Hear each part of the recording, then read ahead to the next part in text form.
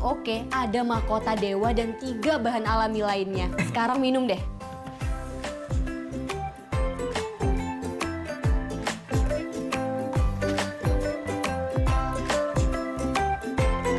Herbalnya enak, nyaman di tenggorokan, bikin lega. Herbakov bikin no cough ya. Sekarang obat batuk di rumah udah aku ganti sama Herbakov. Biar selalu bebas dari cough.